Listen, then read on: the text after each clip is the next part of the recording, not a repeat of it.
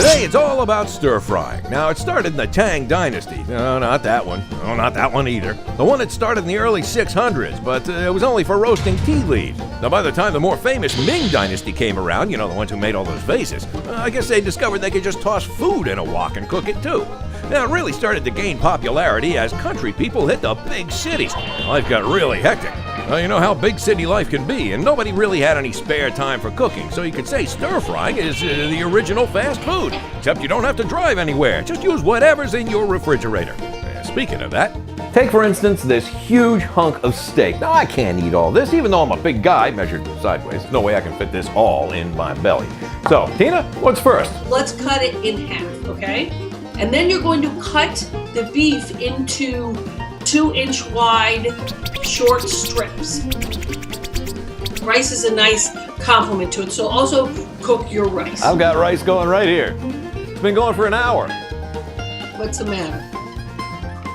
I need a camera over on that side. Yeah, okay. Let's start with the mushrooms. They're the easiest. Oh, this is a portobello. This is a steak of mushrooms. Can't believe I'm chopping it up like this. Now the peppers. Let's do the peppers. You know there are seeds in peppers. So my suggestion is you cut off the top of the pepper and you take your knife and you... There's a whole new pepper in here. You see inside the seeds. You slit all the way around to loosen it. Rinse it out in the sink so you can get... You don't want the seeds in there. Very bitter. So you want to clear out the seeds of your pepper. Here. For aesthetics, I would cut those in half and then try to cut it lengthwise so they're long and skinny like little canoes. Oh, that's what you meant. What do you mean? The little canoes. I didn't understand that until I just did this one correctly. Now you have to take your kale and then you're going to tear off the leaves from the stalk and then you're going to finely chop up the stalks because the vitamins are also in the stalks and adds flavor. So you'll be sauteing some of those too.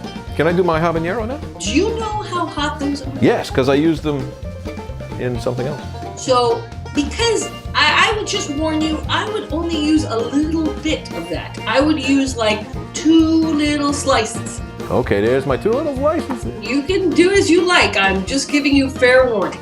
All right, now the onion. This is Bob's own beef stir fry. Cut it, chop it, do it as you like. Go ahead and open your sesame seed oil.